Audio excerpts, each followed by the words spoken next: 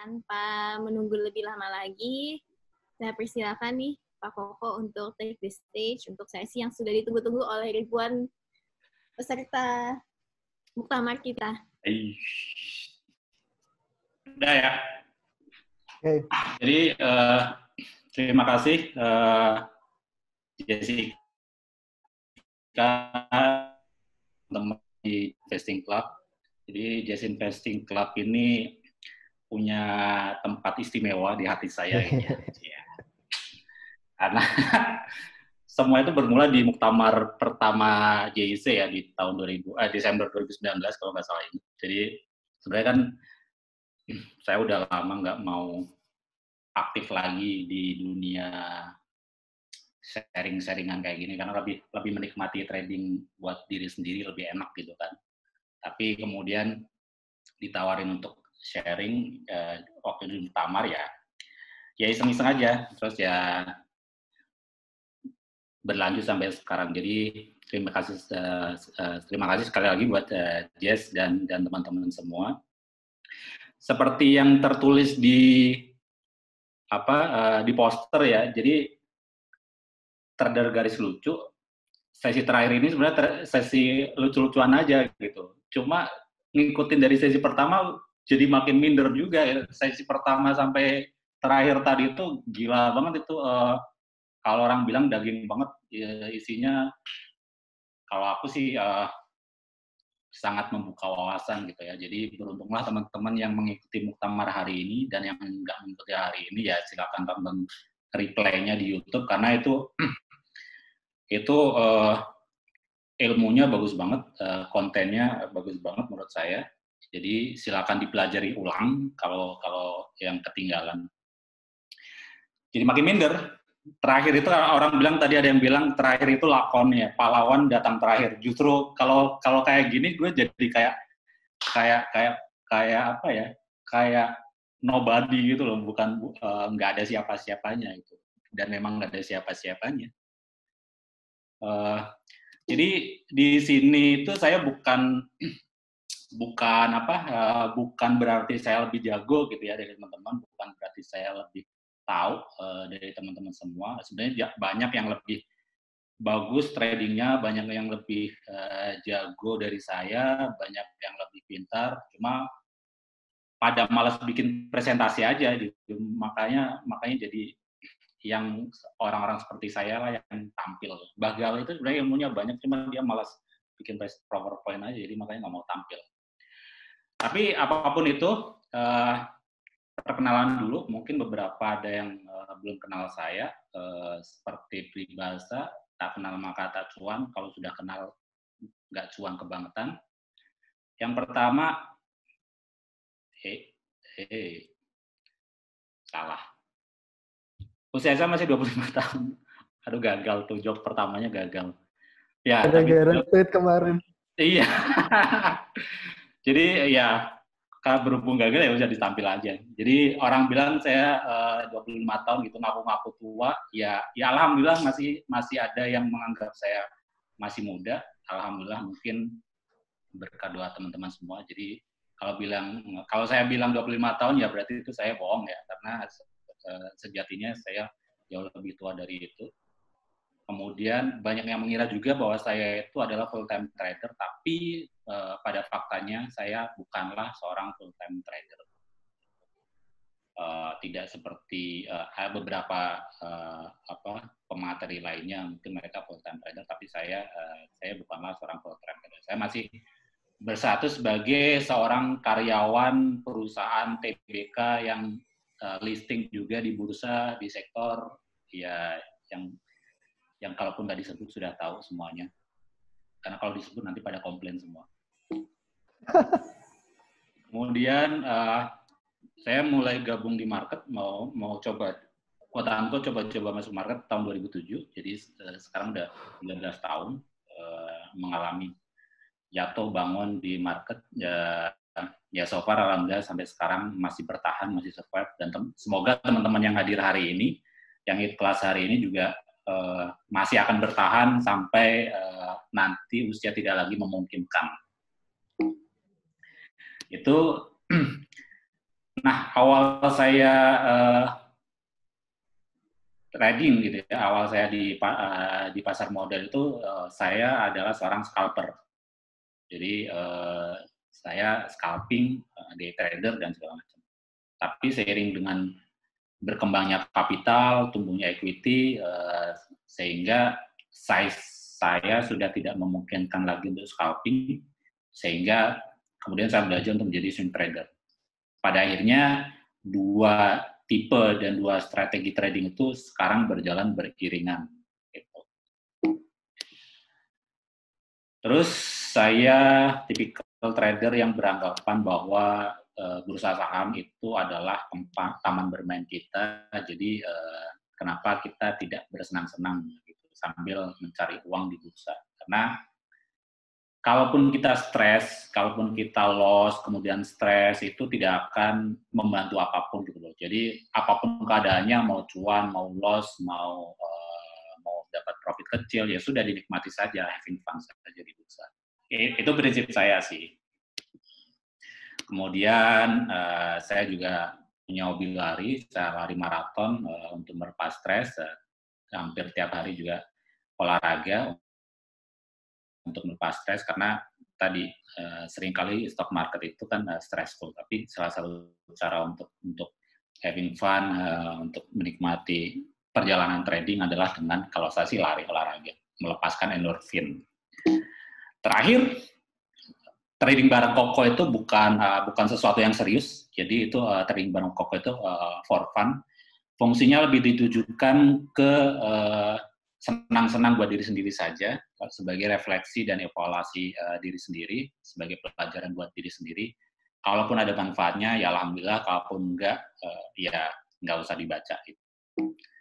Itu disclaimer. Jadi apa yang akan saya sampaikan hari ini, sore hari ini, mungkin sebagian tidak sesuai dengan teori yang ada di buku-buku saham. Jika ada pemahaman dan penjelasan saya yang salah menurut teman-teman, mohon saya diingatkan dan dikoreksi.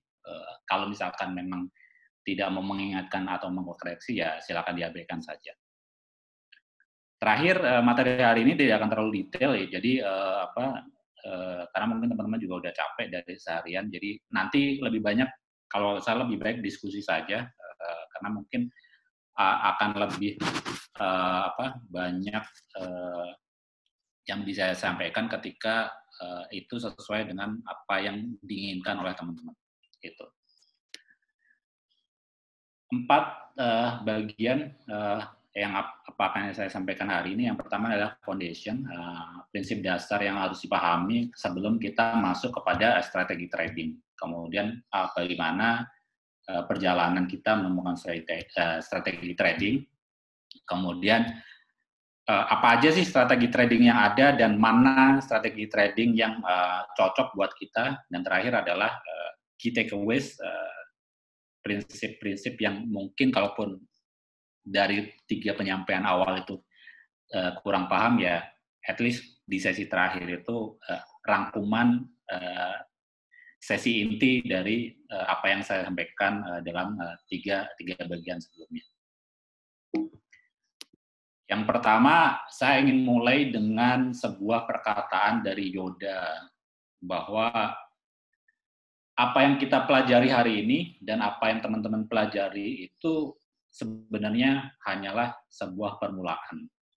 Jadi much to learn, you still have my all Padawan. Jadi bagi saya stock market itu adalah tempat belajar yang maha luas, yang tidak cukup kita pelajari cuma setahun 2 tahun, atau even sekali 2 kali training atau sekali 2 kali sharing.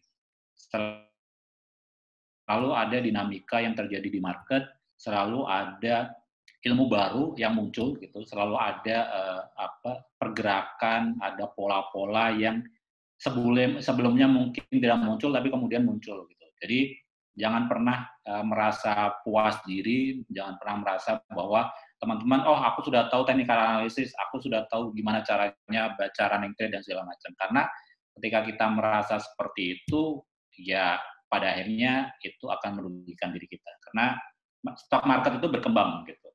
Dan ilmu yang menyertai pasar saham juga akan mengikuti perkembangan stock market itu sendiri. Jadi this is just beginning, tapi semoga permulaan ini bermanfaat bagi teman-teman. Yang pertama ada foundation. Tadinya ada joke di sini, cuma joke-nya itu sudah ditebak oleh Mbak Galih, jadi agak rancu kalau saya sampaikan. Intinya memang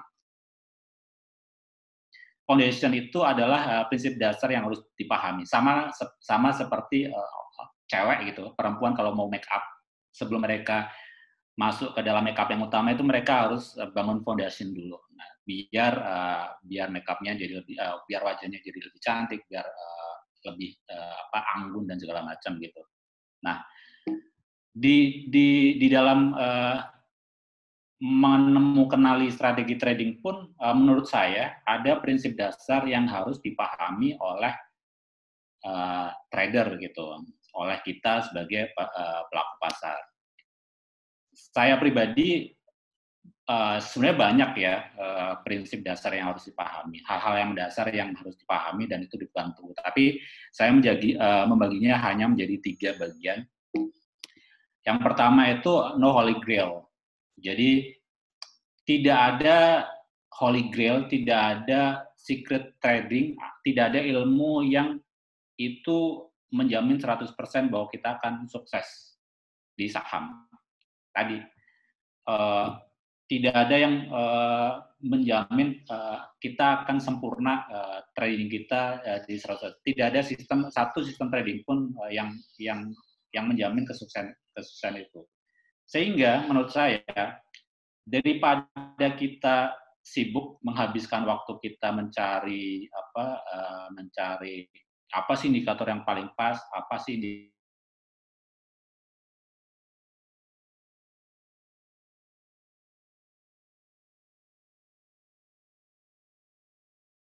bisa kita lakukan gitu, menyesuaikan dengan kondisi market terkini.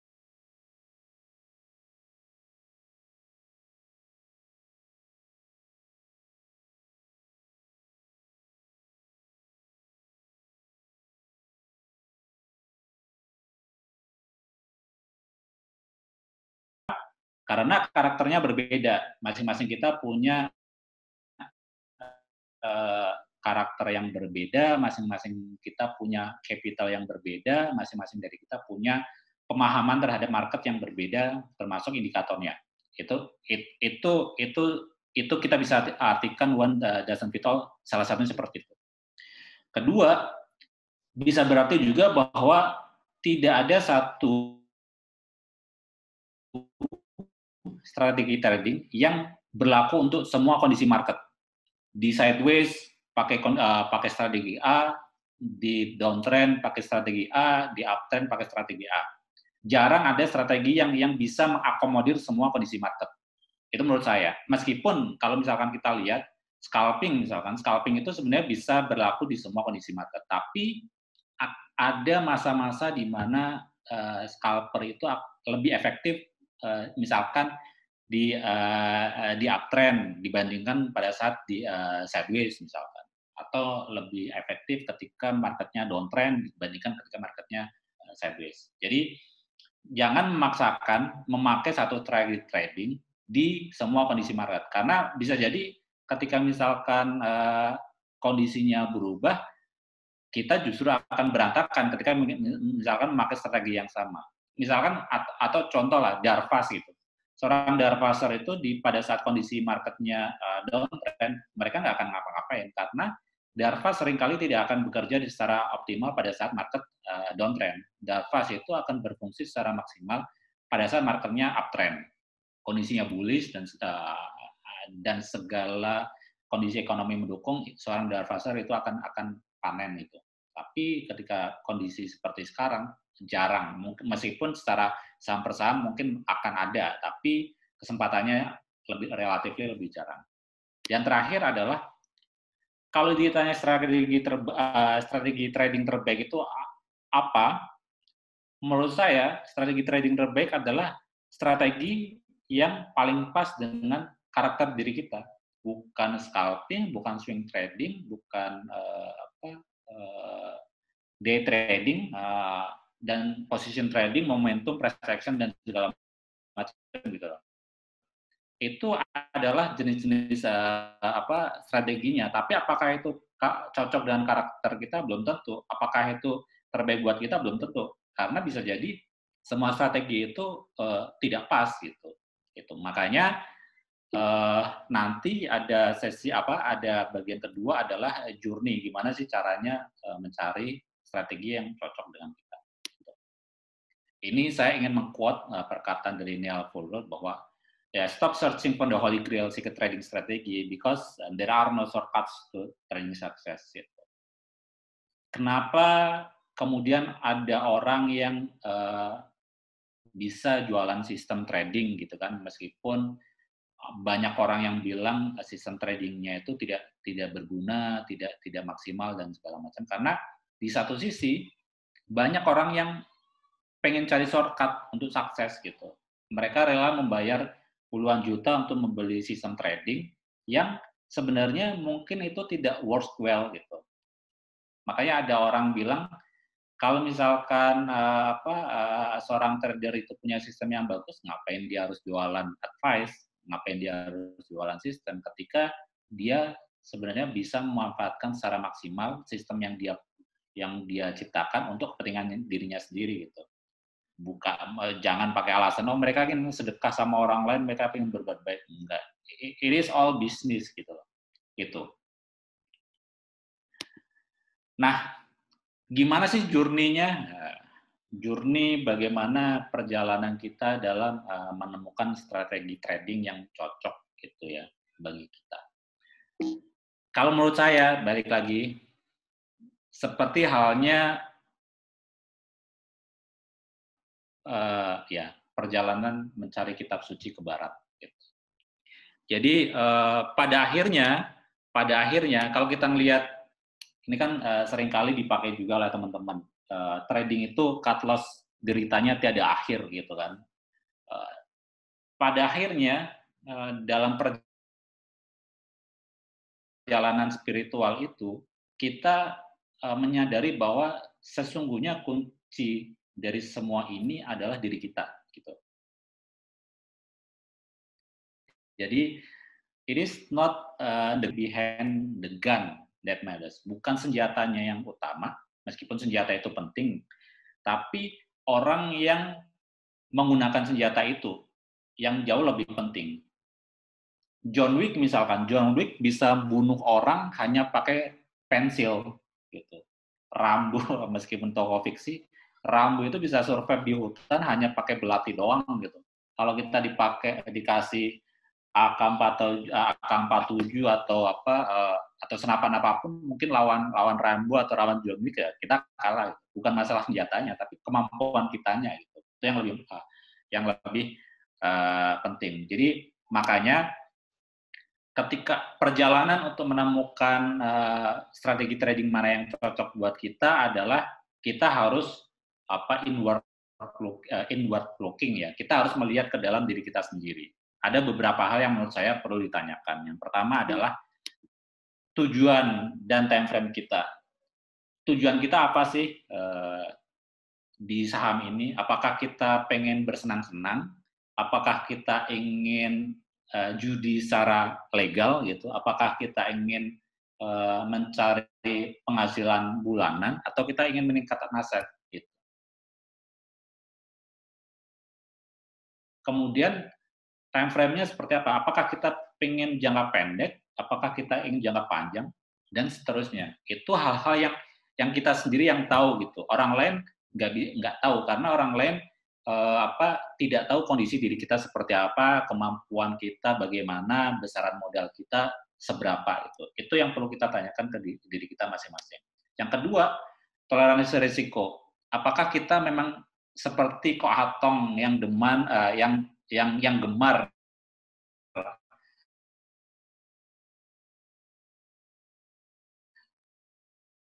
kita ketika misalkan ketawa-ketawa atau ketika kita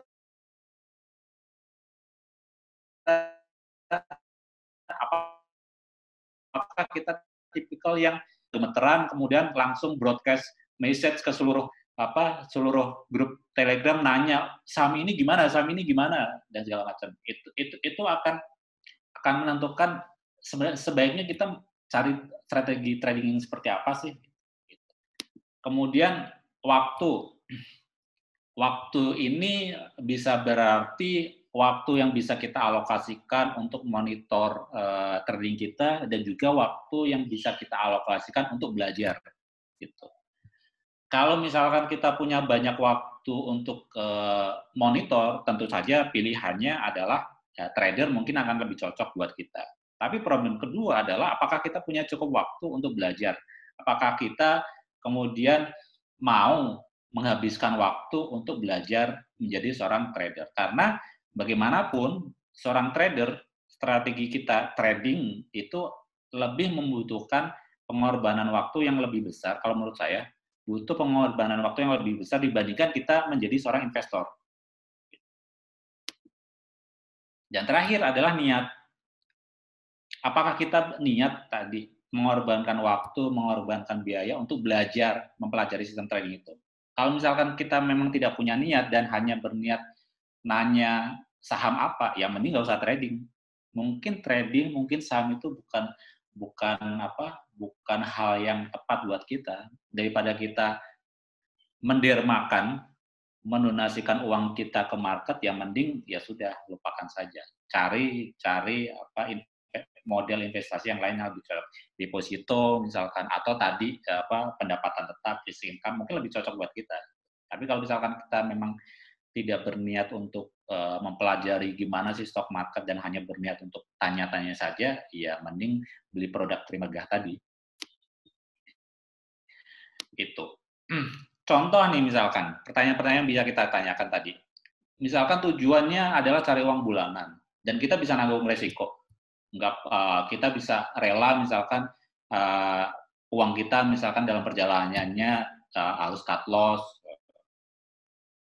rugi misalkan 1 juta, 2 juta, dan kita punya waktu banyak, maka strategi yang bisa kita pilih diantaranya adalah scalper atau day trader. Kenapa? Ya karena dua tipe strategi itu yang lebih cocok ketika kita punya banyak waktu dan kita bisa menanggung resiko. Dibandingkan misalkan kita punya banyak waktu, bisa menanggung resiko, tapi kita milihnya jadi investor. Itu sayang waktunya. Karena investor relatifly jangka waktunya lebih panjang gitu kan. Tapi kalau misalkan kita tujuannya misalkan untuk 5 tahun mendatang, kemudian kita tidak suka terhadap resiko dan tidak punya banyak waktu, ya nggak cocok kalau kita jadi day trader atau scalper. Kita cocoknya jadi investor. Nah, atau kita tidak punya banyak waktu, tapi kita punya tujuan untuk ningkatin aset. Tidak perlu uang bulanan, ya mungkin kita lebih cocok swing trader atau position trading gitu. Nah, kenapa kita perlu mengidentifikasi ini? Kenapa kita perlu menanyakan hal-hal seperti ini ke diri kita secara jujur ya, jangan cuma ikut-ikutan. Karena kita biar bisa fokus, kita mau belajarnya apa gitu. Apakah kita belajarnya technical analysis? Kalaupun technical analysis, apa yang kita pelajari? Apakah kita belajarnya fundamental analysis? Gitu. Karena jangan sampai kejadian seperti yang sering kali terjadi sekarang, tadinya niatannya trader, tapi kemudian ketika nyangkut, dia beralih profesi secara instan menjadi seorang investor karena dengan alasan, oh ini kan sahamnya bagus. Gitu. Menurut saya, hal-hal seperti itu tidak bisa di-mix, gitu, nggak bisa dicampur adukan, karena bisa jadi saat ini mungkin kita survive gitu ya, selamat, karena kebetulan sahamnya balik lagi ke harga di atas harga pembelian kita. Tapi suatu saat itu akan merusak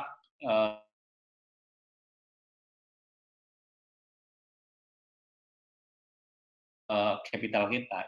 Suatu saat kita bisa jadi nggak survive ketika kita terbiasa berubah menjadi investor karena nyangkut. Tapi dari awal seharusnya kita sudah memposisikan diri kita. Kita mau pakai strategi trading yang mana sehingga kita bisa fokus. Kita belajarnya apa gitu. Tadi yang terpenting adalah invest in yourself. Termasuk bertanya, termasuk belajar, termasuk improve kemampuan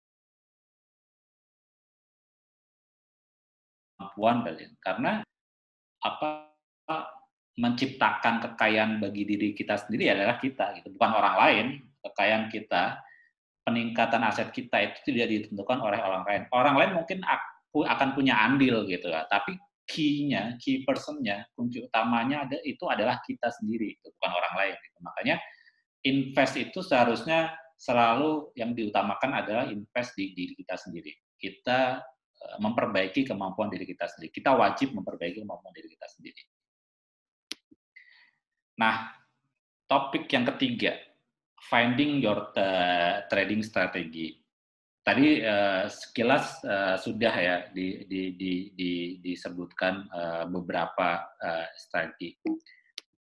Nah, mungkin teman-teman agak bingung gitu, agak ngeblur gitu. Sebenarnya apa sih beda strategi trading, ada style trading, kan definisinya banyak. Ada style trading, ada strategi trading, ada sistem trading. Kalau saya sih prefer kita nggak usah terlalu mempermasalahkan definisi kata gitu. Yang penting ya tahu yang end goal-nya bagaimana itu. Entah misalkan scalper itu disebut style trading atau strategi trading. Mungkin ada orang bilang, oh itu style trading, tapi ada orang yang berpendapat strategi trading. Bagi saya tidak perlu memperdebatkan hal-hal seperti itu. Yang penting ya udah kita tahu, oh scalper itu time frame-nya pendek, punya banyak waktu dan seterusnya. Strateginya ya udah dia time frame-nya pendek, jual beli dalam waktu pendek kayak gitu. Sistem tradingnya bagaimana? Ya mungkin ya sistem trading itu scalper misalkan. Bagi saya lebih penting kita memahami esensinya daripada memperdebatkan soal definisi. Gitu. Jadi silakan apakah itu dianggap sebagai style trading atau strategi trading, bagi saya nggak ada masalah gitu ya. Nah, kalau kita bicara trading strategi itu ya, sebenarnya secara dasar, secara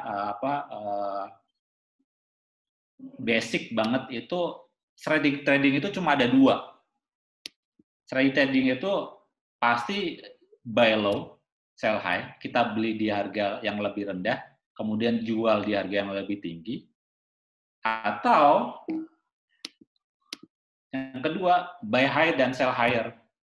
Jadi dua strategi ini, dua metode inilah yang kalau menurut saya itu adalah ya strategi trading berkutat di dua ini saja. Entah stylenya mau swing, entah mau scalping, yang penting adalah gimana caranya harga penjualan kita, harga jual saham kita itu lebih tinggi daripada harga pembelian kita. Karena end goal-nya kan kita profit, bukan mau infak ke bursa gitu kan. Kecuali kalau misalkan kayak Koatong yang buat bersenang-senang, mungkin dia tidak terlalu mempermasalahkan. Tapi ketika kita punya tujuan untuk meningkatin aset, ya tentu saja harga penjualan kita harus selalu lebih tinggi dibandingkan harga pembelian. Nah, dua ini saja sebenarnya inti dari trading strategi kan. Kalau trader profesional bilang, no matter how many entry technique you learn, intinya ada dua. Jadi kita mau belajar apapun, teknik trading, mau belajar trading apapun gitu, entry strategi itu intinya cuma dua, on a pullback atau buy on support, atau yang kedua adalah buy on breakout. Kalau misalkan kita buy low sell high, umumnya kita buy on support atau buy on pullback. Kalau kita buy high sell higher, umumnya kita buy on breakout. Kita beli pada saat tambutnya. That's it gitu. Intinya cuma itu. Nah, problemnya adalah gimana sih cara identifikasi itu sih? Itu. Nah, kalau kita bicara trading strategi, tadi kan ada beberapa pilihan ketika kita mengidentifikasi diri kita tidak punya banyak waktu dan segala macam. Salah satu opsi yang muncul adalah investing. Tapi saya nggak akan bahas tentang investing, saya hanya akan skip saja. Tapi sekedar sebagai pengetahuan, beberapa strategi investing ada yang bisa diterapkan atau dipilih oleh teman-teman. Misalkan kalau kita yang pertama adalah cost averaging, itu kayak nabung saham. Bedanya ketika banyak pemahaman orang nabung saham itu adalah yang diperbanyak jumlah sahamnya, gelar cost averaging itu pilihan sahamnya tetap, tapi kita entry-nya secara bertahap. Secara rutin tiap bulan beli satu saham terus memeter harganya dan seterusnya. Gelar cost averaging. Saya akan skip saja. Kemudian yang kedua adalah value investing. Value investing intinya fokus beli saham dengan fundamental yang bagus dan harganya murah. Ada juga income investing, dan terakhir adalah growth investing. Nah, ini bukan porsi saya pribadi seperti itu. Yang ingin saya bahas adalah beberapa strategi trading yang tadi sempat disebutkan. Yang pertama adalah scalping. Scalping kalau kita tahu secara definisi itu kan time frame-nya pendek, loncat-loncat gitu, kayak kutu loncat, dalam satu hari bisa trading banyak. Nah, scalping itu ada beberapa strategi trading atau beberapa strategi entry yang bisa diterapkan. Yang pertama, strateginya kalau kita mau scalping itu kita masuk pada saat tarikan pertama. Nanti akan saya jelaskan lebih lanjut apa itu tarikan pertama. Yang kedua adalah pada saat pullback. Dan terakhir adalah pada saat break resist intraday, scalping sebuah saham. Dan itu umumnya itu yang seringkali saya pakai juga. Indikatornya apa? Seringkali seorang scalper itu indikatornya running trade, bid offer, trade down, kita lihat volume. Kemudian juga kalau yang sekarang ada salah satu sekuritas yang memunculkan indikator power buy. Indikator yang bisa kita pakai ini. Nah, tadi ya, kenapa pengenalan kita terhadap karakter kita mempertanyakan diri, kita menanyakan hal yang mendasar tadi kepada diri kita, adalah agar kita bisa fokus belajar indikator apa sih yang sesuai dengan style trading atau strategi trading yang akan kita tempuh.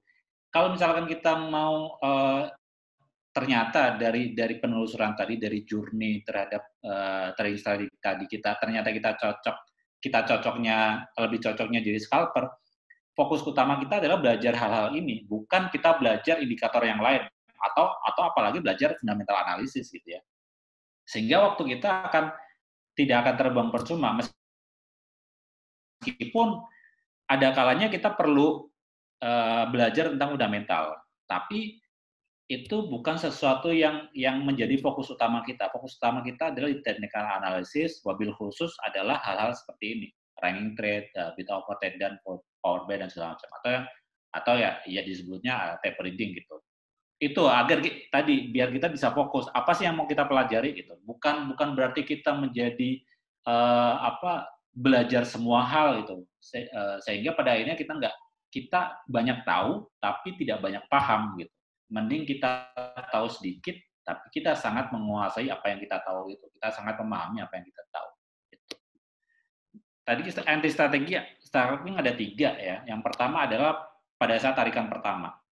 Apa sih tarikan pertama itu? Tarikan pertama itu adalah ketika kita berhasil mengidentifikasi order buy dalam jumlah besar dan saham belum banyak bergerak. Misalkan harga open, tapi baru harga open, ada yang makan kanan, offernya langsung habis, dan harganya baru misalkan naik, saya berani pertama. Jadi kita melihat ada pembelian dalam jumlah besar, dalam jumlah lot besar, kemudian harga belum banyak naik, masih 3%, masih 4%. Ketika itu terjadi, ketika itu saya temui, umumnya saya langsung berani hajar kanan. Gitu.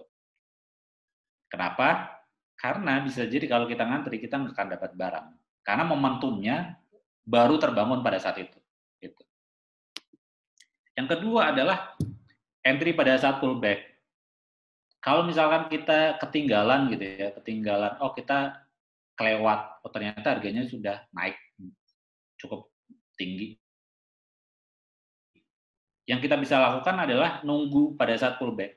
Karena bisa jadi kenaikan pertama itu terjadi karena euforia, kemudian setelah itu dia akan pullback lagi gitu. Kita tadi ketika kita misalkan berhasil mengidentifikasi di 3%, baru naik 2 atau 3%, kemudian harga bergerak naik lagi ke atas. Ya sudah, kita jangan kejar atasnya, tapi kita tungguin dia pullback dulu. Itu kalau scalping yang saya lakukan. Yang strategi entry-nya adalah ya entry di bid, nggak perlu ajar kanan. Karena kalau ajar kanan, ya kan kita berharap dia pullback. Kalau kita ikutan ajar kanan,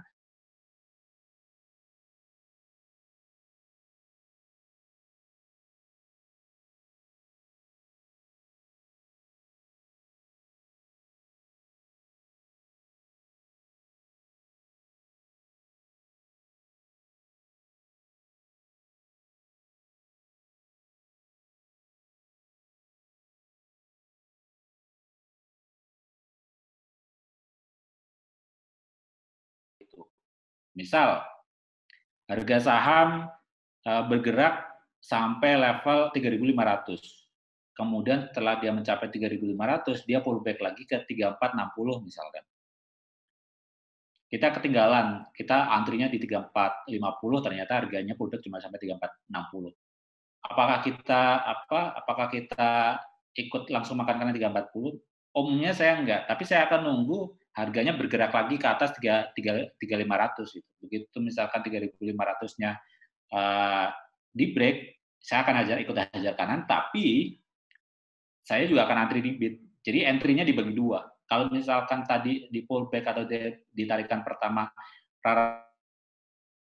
rata-rata kita cuma antri sekali ya, di saham-saham yang secara bid offer mencukupi, itu entry-nya sama sekali, tapi ketika misalkan break resist intraday, itu biasanya selalu saya bagi dua. Ikutan makan kanan, kemudian juga antri di bid. Karena seringkali ketika sebuah saham break resist, dia pasti akan tes supportnya lagi. Gitu. Bukan false. Kalau misalkan dia turun lagi di bawah harga antrian kita, ya berarti udah saatnya kita cut loss. Tapi kalau misalkan kita tahu tipikal sahamnya bahwa dia yang suka swing bawah kayak Doit, INKP, Tekim, ya justru ketika dia nge-swing bawah kita bisa nambah gitu, untuk scalping. Nah, lalu kriteria saham apa aja sih yang cocok untuk scalping? Kalau menurut saya minimal ada 5. Silakan kalau mau ditambahkan, tapi minimal 5 kriteria ini harus terpenuhi. Atau ya nggak harus ke 5 lah ya, tapi minimal pertama ada tiga lah yang terpenuhi. Pertama dari sisi fraksi harga. Kenapa ini harus diperhatikan? Karena besaran fraksi harga ini menentukan profit per trade kita itu. Kita beli saham dengan fraksi 1, tentu saja kita beli sahamnya naik 1 tick atau 2 tick pun kita sudah profit gitu. Tapi kita beli saham yang fraksi 25 misalkan kita tentu 1 ticknya belum terlalu profit. Makanya pemilihan fraksi harga ini penting biar kita tahu kita akan profit ketika sahamnya naik berapa tick gitu. Apakah ada preferensi khusus? Tentu saja kalau bagi saya semakin kecil fraksi semakin menyenangkan gitu ya, karena potensi cuannya lebih gede. Tapi balik lagi, ada beberapa kriteria selanjutnya yang harus terpenuhi.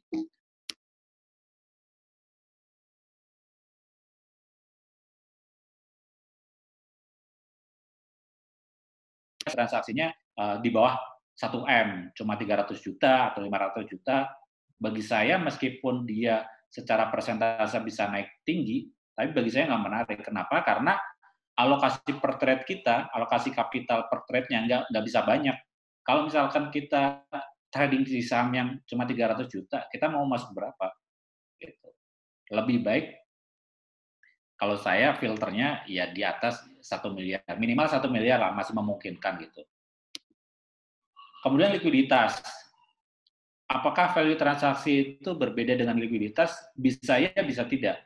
Tapi likuiditas itu bagi saya juga termasuk kepadatan bid offer-nya. Itu adalah termasuk bagian dari likuiditas. Bisa jadi sebuah saham secara value transaksi itu besar, di atas 1M atau di atas 5M gitu. Tapi secara bid offer, dia bolong-bolong, dia kosong-kosong, dia banyak gitu. Dia banyak yang bolong, loncat-loncat. Itu nggak menarik buat scalping. Karena harga dengan sangat mudah dimanipulasi, dibawa naik, dibawa turun. Karena tadi bid offer-nya nggak padat, bid offer-nya loncat-loncat. Tapi likuiditas itu bagi saya salah satunya adalah tadi kepadatan bid offer. Semakin imbang gitu, semakin padat bid offer, semakin rata bid offer, berarti semakin liquid saham itu. Sehingga alokasi kapital kita bisa lebih besar dan kita bisa strateginya either bisa makan kanan atau bisa buang kiri. Kita misalkan mau masuk 100 juta, makan kanan 100 juta, ketika misalkan posisi offernya di atas 100 juta, itu nggak ada masalah. Tapi misalkan kita entry di saham yang bid offernya nggak padat, kita mau masuk ke 50 juta, ya bisa jadi kita nggak akan dapat 50 juta dalam sekali entry. Kalaupun antri bid juga mungkin belum tentu dapat karena tadi bid offer-nya kosong-kosong. Makanya likuiditas itu penting bagi seorang scalper untuk menentukan berapa besar sih alokasi kapital, alokasi modal yang bisa dia masukin di saham itu, dan gimana cara entry-nya. Apakah bisa dengan makan kanan, kalaupun makan kanan berapa lot yang bisa dimakan sekali makan, atau dia harus antri secara rapi di kiri. Itu akan mempengaruhi. Kemudian ada juga volatilitas harga. Tentu saja bagi seorang scalper, sebuah saham yang volatile itu akan sangat jauh lebih menarik dibandingkan saham yang adem ayem gitu. Bagi seorang scalper, DOIT mungkin akan lebih menarik dibanding PTBA. Kenapa? Karena secara pergerakan harga DOIT lebih volatile, lebih liar dibandingkan PTBA gitu. Karena volatilitas harga inilah yang akan menentukan profit dia. Kalau misalkan dia bergeraknya sahamnya nggak volatile, ya tipikal saham itu berarti lebih cocok untuk swing gitu, bukan untuk scalping. Terakhir, range harga juga menentukan.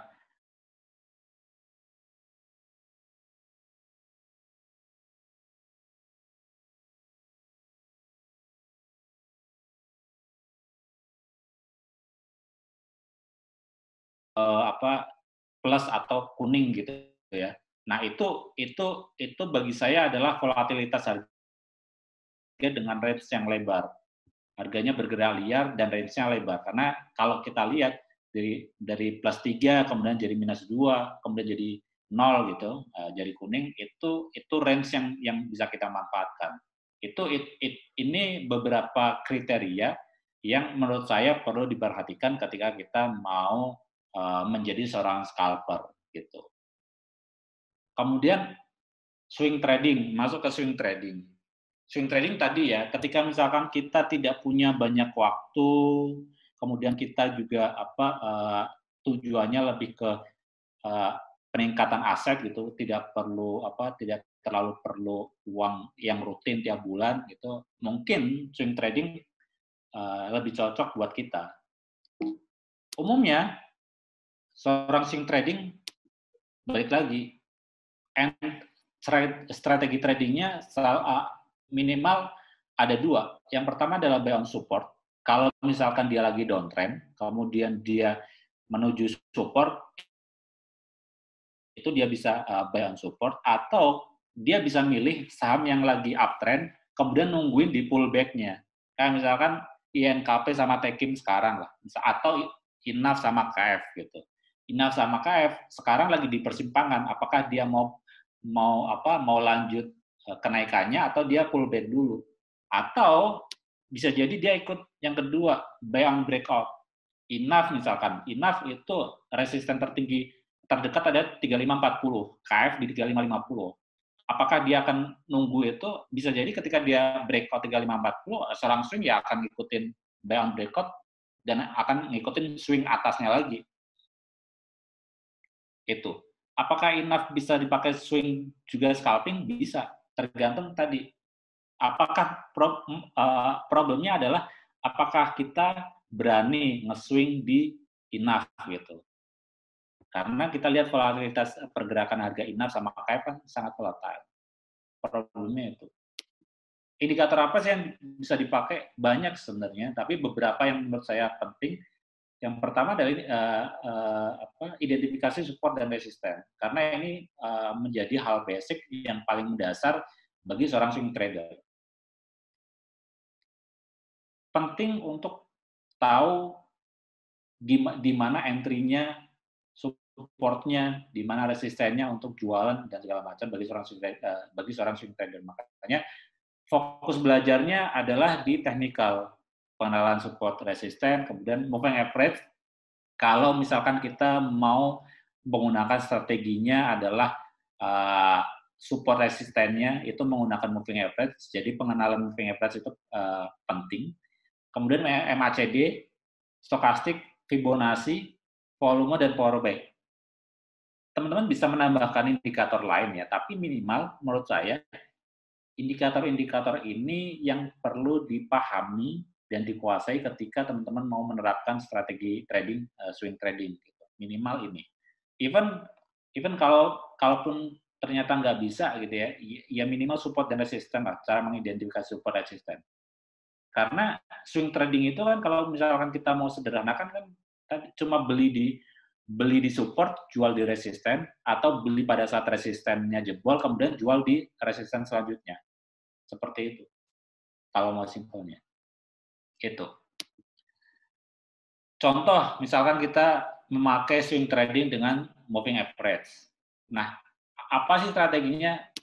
Pasti teman-teman udah tahu lah, bahwa yang pertama kalau kita mau menggunakan strategi trading swing trading dengan moving average, maka yang bisa kita lakukan pertama adalah buy ketika harganya cross up garis moving average-nya. Beli ketika harga berjalan atau harga closing bergerak ke atas MA dari saham tersebut. Periode berapa MA-nya tergantung dari teman-teman semua. Jenis MA-nya apakah simple, apakah eksponensial, apakah weighted, apakah whole moving average, terserah teman-teman semua. Balik lagi kepada karakter yang cocok dengan teman-teman semua. Saya pribadi memakai tipe simple moving average dengan kombinasi periode default 5, 10, 20, 60, 200. Beberapa memakai eksponensial dengan periode yang berbeda, 7 misalkan 13, 20 dan seterusnya. Bahkan misalkan pakai whole moving average, HMA. Silakan ya disesuaikan. Tapi yang jelas intinya mungkin sama. Ketika harganya bergerak ke atas MA tertentu, misalkan kalau saya MA5 gitu ya. Itu adalah posisi buy, entry pertama untuk swing. Kenapa MA5 kalau saya? Karena bagi saya MA5 adalah MA terdekat dari saham itu dan dia adalah penentu apakah pergerakan selanjutnya itu sustain atau enggak. Bagi saya setiap pergerakan perubahan tren dari downtrend menjadi sideways atau uptrend itu akan selalu melewati MA5-nya dulu. Begitupun ketika perubahan dari uptrend menjadi downtrend itu pasti akan selalu melewati MA5-nya dulu, cross down MA5 dulu. Itu price. Kedua, emang golden cross. Ini secara teori pasti semuanya sudah paham, tapi saya pribadi jarang memakai emang golden cross ini. Lebih banyak antara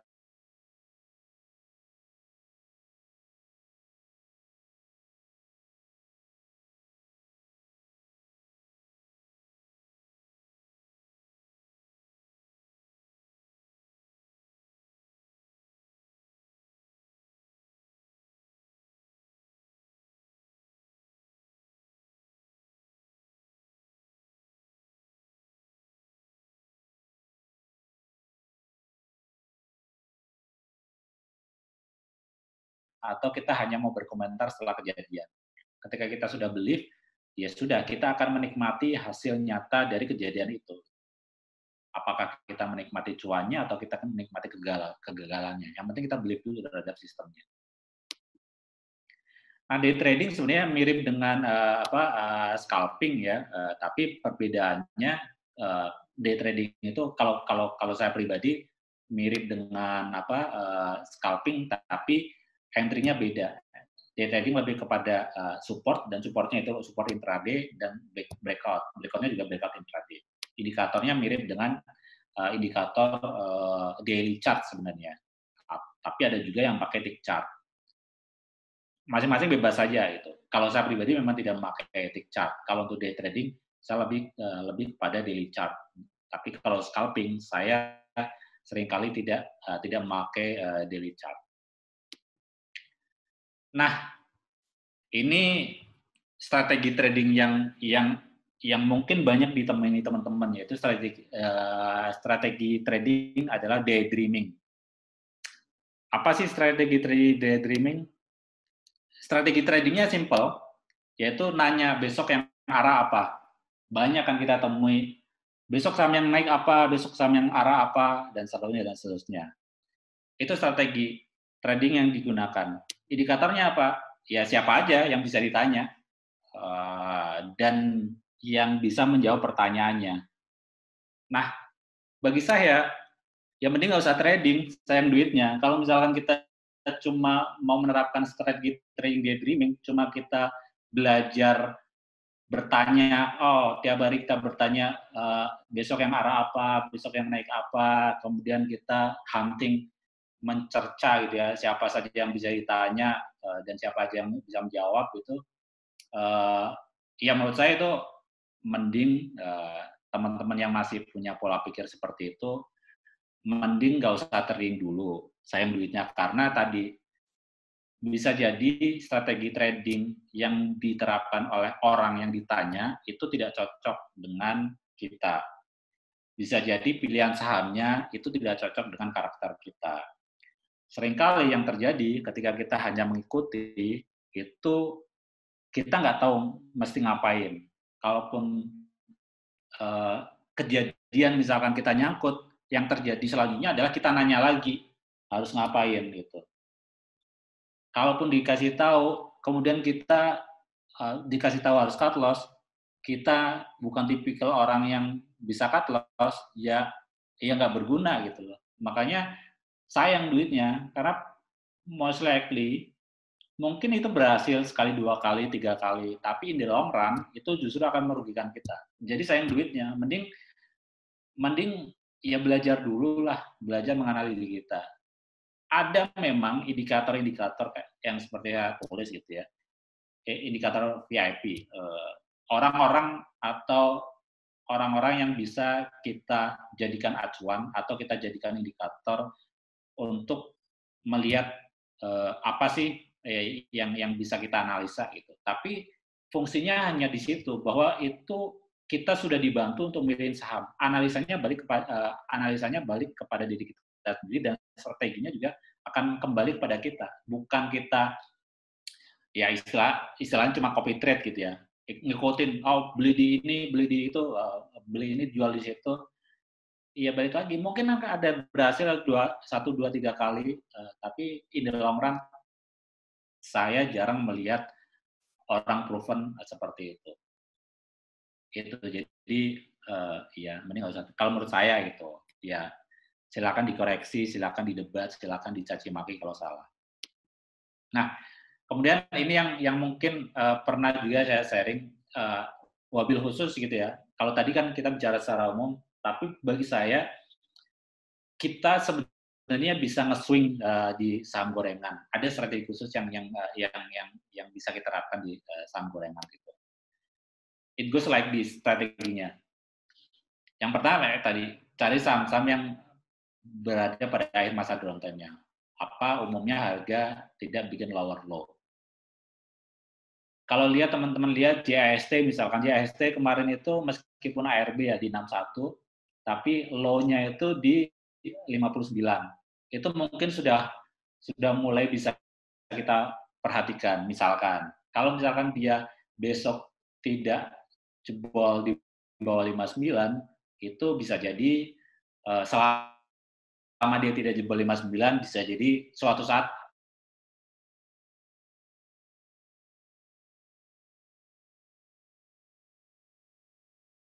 besok 61 7%, kemudian ARB dulu misalkan. Setelah ARB dia baru dinaikin lagi dan close hijau. Bisa jadi seperti itu. Tapi at least umumnya kita tahu lah beberapa pola saham gorengan itu seperti itu. Dia turun, dia downtrend kemudian tidak bikin new low. Itu bisa kita perhatikan. Kemudian ya cari saham yang sedang konsolidasi, lebih baik setelah downtrend, sideways, range-nya sempit. Kemudian either kita melakukan position sizing gitu ya, kita melakukan beli kalau kita berani, atau ya udah kita nunggu sampai dia breakout high sebelumnya. Volume menjadi kunci di saham gorengan karena volume itu selalu jadi momentum pergerakannya. Selama dia bergerak tanpa volume, biasanya pergerakannya itu bisa jadi cuma false breakout atau closing-nya punya jambul atas yang panjang gitu. Jadi volume itu menjadi kunci yang menentukan pergerakan saham gorengan selanjutnya. Entry buy kalau saya selalu pada saat MA5 atau ya tadi kalau misalkan mau spekulatif bisa ikutan masuk duluan, tapi dengan prasyarat bahwa kita harus berani cut loss ketika gagal gitu. Ketika misalkan harga bergerak semakin dalam. Exit jika sudah melihat sinyal jual, misal terjadi rolling, harga sudah ramai di market, kemudian harga sudah turun dari intraday high dan seterusnya. Itu nah exit yang sering salah ketika trading gorengan adalah teman-teman sering kali ketika misalkan salah posisi gitu ya, salah beli, jualannya itu ngantri di over gitu. Padahal ketika saham gorengan sudah niatnya turun, ya dia akan turun tanpa rem. Makanya ketika misalkan kita sudah salah posisi, ya udah buang kiri saja. Buang salah, jangan berharap kita dimaafkan atas kesalahan kita. Bandar tidak mengenal ampun. Perhatikan pola candle sebelumnya, ini seringkali membantu. Apakah pergerakannya itu hanya sehari, 2 hari, ataukah cuma bertahan beberapa jam. Itu juga contoh, ini memang contoh lama, NV misalnya, NV tipikal saham yang ketika downtrend kemudian dia sempat naik dan setiap kali naik itu kenaikannya tidak cuma sehari, itu bisa berhari-hari. Kemudian contoh juga JAST, seperti contoh tadi ya, JAST chart terakhir ya menarik, value-nya juga cukup besar.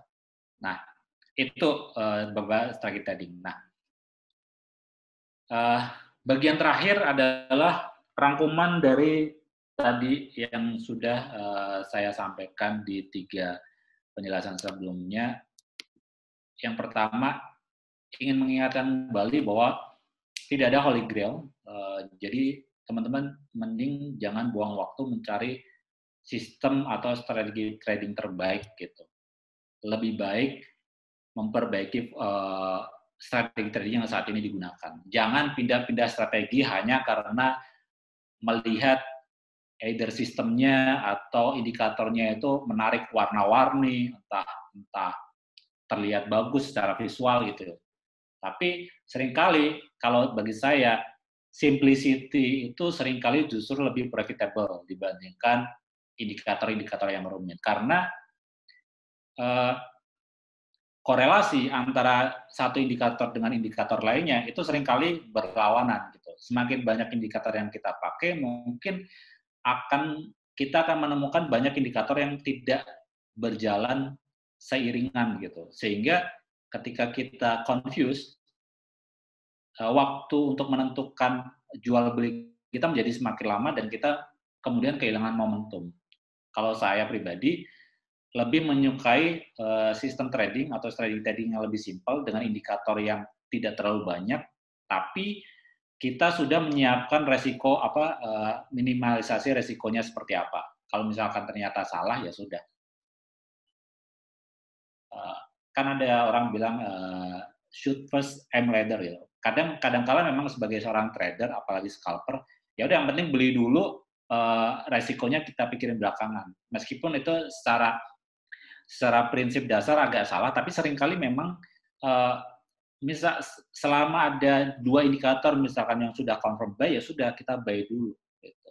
Jangan nunggu banyak indikator, 5 atau 6 indikator confirm semua baru beli, sudah ketinggalan. Kalau bagi saya volume itu yang paling penting, volume mengkonfirmasi pergerakan.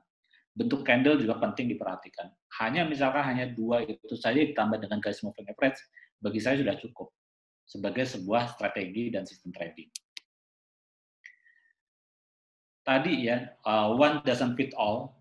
Strategi trading itu bisa berhasil di trader lain, tapi belum tentu berhasil buat diri kita gitu. Jadi jangan ikut-ikutan menerapkan strategi trading orang lain membabi buta.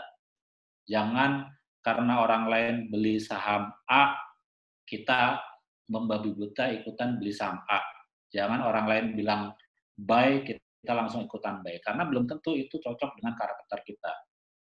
Ada orang yang beli bull misalkan, tapi apakah kita cocok beli bull? Belum tentu, karena bull itu tipikalnya ya harganya akan di-maintain dulu sebelum dia bergerak naik. Tapi ketika kita sudah beli duluan, ternyata kapital kita terbatas, ya duit akan mati di situ, akan tertahan di situ.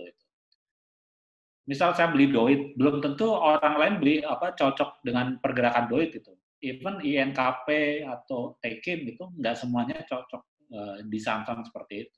Makanya strategi trading itu perlu disesuaikan dengan karakter kita. Yang tadi ya,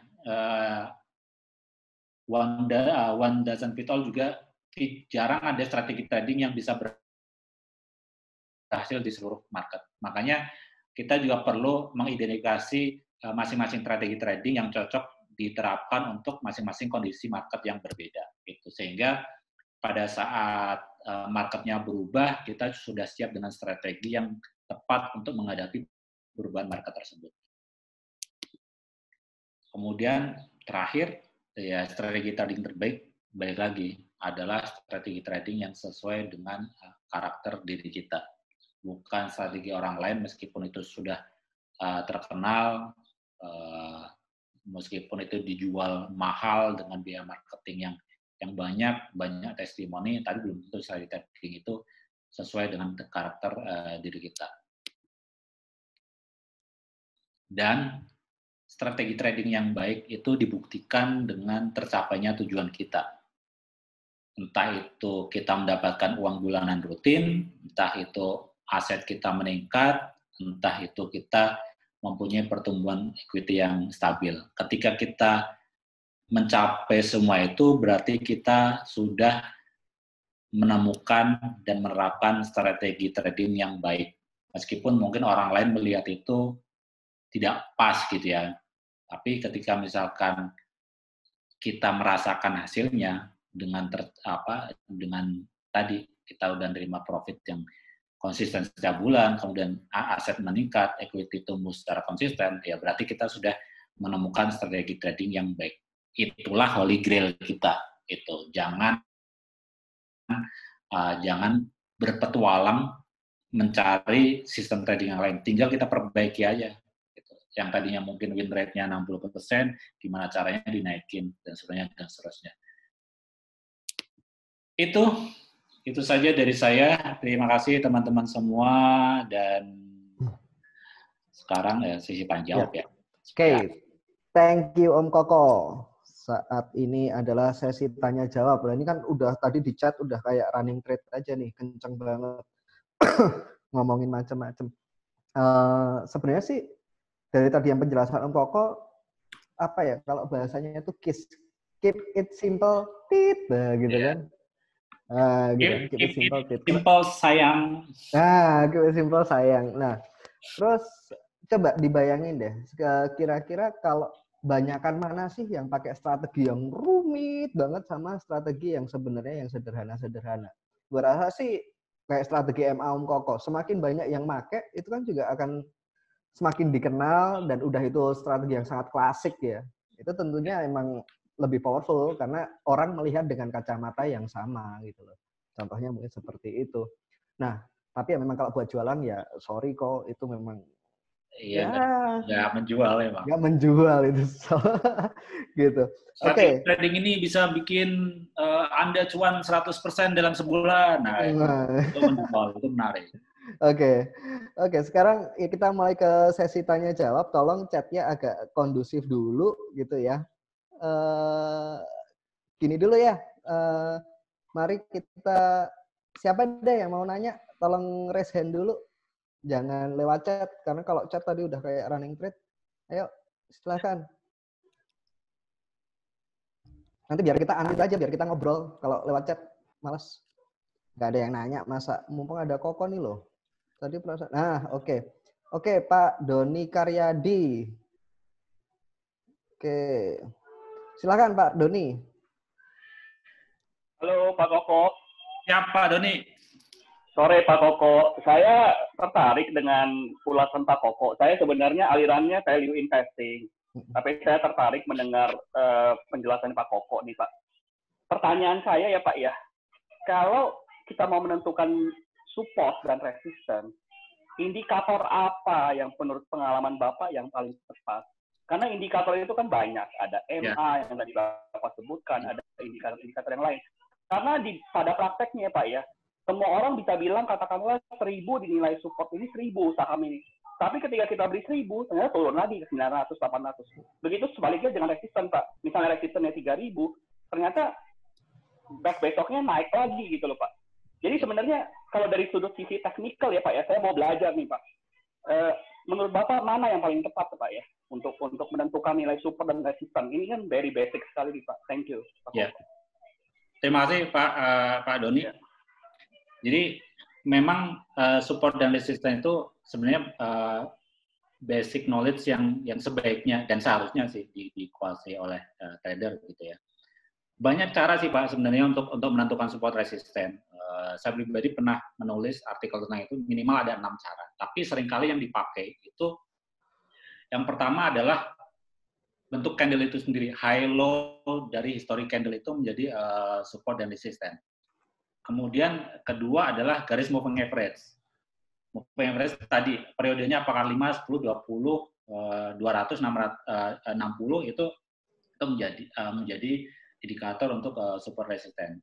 Ketiga, mungkin yang sering dipakai juga adalah Fibonacci retracement. Nah, problemnya adalah seringkali kita salah mengidentifikasi support resisten itu kita tidak melihat seberapa sering sih support resisten itu dites gitu. Jadi secara histori kalau kita mau melihat seberapa kuat support atau resisten itu, kita harus melihat historinya, apakah itu sudah sering dites atau enggak level itu misalkan. Tadi misalkan contohnya kita ambil angka 1000. Angka 1000, kalau misalkan angka 1000 itu ada low candle sebelumnya, atau misalkan garis MA sebelumnya adalah di 1000, maka kita harus melihat angka 1000 itu sudah pernah dites berapa kali. Kalau misalkan cuma baru sekali terbentuk supportnya, artinya kita tidak bisa melihat bahwa support 1000 itu menjadi support kuat. Tetapi kalau misalkan angka 1000 tadi sudah diuji beberapa kali dan ternyata secara historis harga selalu naik lagi setelah ngetes support 1000, itu kita bisa asumsikan adalah support yang cukup kuat. Balik lagi, seringkali problemnya adalah support resisten itu adalah faktor psikologis. Kayak tadi yang Mbah Gali bilang, semakin banyak orang yang melihat sebuah titik atau area support resisten yang sama, maka secara psikologis itu akan membuat support atau resisten tersebut menjadi kuat gitu. Sehingga kita balik lagi tetap harus melihat historinya. Kalau misalkan cuma bicara indikator, memang ya seperti yang dibilang tadi, high low candle itu bisa dipakai, moving average bisa dipakai, dan lebih baik moving average-nya default gitu ya. Karena kalau misalkan kita melihat kita optimasi moving average-nya, belum tentu orang lain akan memakai periode yang sama. Dan terakhir, kalau misalkan mau menambahkan, Fibonacci itu menjadi support resisten, indikator untuk support resisten. Itu sih kalau menurut saya Pak Doni. Cukup Pak Doni atau mau nanya lagi? Mana nih Pak Doninya hilang? Pak, kok nggak ada? Oh ada. Cukup Pak Doni? Aduh. Cukup Pak, thank you. Oh cukup, oke. Nanya nih. Jess yang nanya, oke. Silakan. Go. Pak Koko, terima kasih atas pencerahannya. Aduh bos, jangan dimatikan bos. Benar mau nanya nih Pak. Pertanyaan pertama nih Pak Koko. Asumsi orang yang benar-benar baru trading, ya day one trading, ya. Menurut Pak Koko itu berapa? Dia baru trading, asumsi dia belajar teknikal saja. Kira-kira berapa bulan dia diasumsikan bisa trading? Jadi contoh kayak gini Pak. Gue belajar karate nih, gue butuh berapa bulan untuk bisa berantem lah. Ya kalah, cuman bisa berantem lah gitu loh. Kan kalau baru 2 kali latihan, ya lu mah digebukin gitu kan. Kira-kira berapa bulan sehingga dia bisa lah untuk mulai mengerti landscape market, terus ilmu-ilmu teknikalnya bisa diaplikasikan kira-kira tuh berapa bulan. Maksudnya pertanyaan saya ini biar teman-teman yang baru itu ekspektasinya jangan ketinggian, juga jangan kerendahan. Pertama. Yang kedua, dari pengalaman Pak Koko, seberapa, by historical ya, seberapa cukup validnya Golden Cross dan Dead Cross. Jadi lo bilang kan Golden Cross, wah terbang nih. Dead Cross, mati. Dari pengalaman historical kan pasti ada. Nggak, Golden Cross pasti terbang lah. Nah, Dead Cross juga hancur. Dari pengalaman tuh berapa banyak yang works. Demikian Pak. Mohon dicerahkan Pak. Tapi gue jawab yang terakhir dulu tadi. Tadi di awal juga aku udah sampaikan sebenarnya. Aku pribadi tidak terlalu banyak memperhatikan Golden Cross atau Dead Cross gitu. Jadi kalau ditanya seberapa valid itu terus terang aku nggak bisa jawab. Karena bagiku fungsi trading based on MI itu aku lebih melihatnya price cross up atau price pullback. Jadi yang aku lihat adalah fungsi MA itu sebagai support resistennya. Kontrolnya. Kalau itu secara historical bisa dilihat gitu. Jadi misalkan INKP sama Tekin itu tipikal saham yang secara pergerakan cukup patuh dengan garis-garis MA-nya, either MA5 atau MA10 atau MA20. Sehingga kalau misalkan kita mau nungguin pullback misalkan ya sudah tungguin saja di posisi MA terdekatnya, support terdekatnya di mana. Kalau apakah cross apa breakdown gitu ya, Golden Cross atau Dead Cross, terus terang aku tidak pakai. Secara teori itu ada, tapi pribadi aku nggak pakai. Gitu. Jadi kalau ditanya valid secara histori aku nggak bisa jawab. Mungkin orang lain bisa jawab, tapi aku nggak, karena aku nggak pakai. Karena fungsi MA itu adalah sebagai support resistance, sebagai untuk entry dan untuk jual gitu ya. Golden Cross-nya justru aku Golden Cross price-nya. Golden Cross price terhadap garis moving average-nya dan Dead Cross price terhadap garis moving average-nya.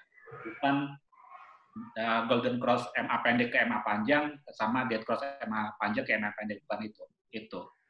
Kedua, soal periodisasi orang yang mulai trading. Kalau menurutku pribadi berdasarkan pengalaman, tahun pertama itu jangan expect too much. Not even bulan lah. Kita consider tahun pertama itu adalah tahun pembelajaran. Jangan expect 3 bulan itu kita sudah langsung jadi expert, langsung ahli, kemudian sudah dapat profit konsisten. Kita harus kasih spare waktu setahun lah minimal.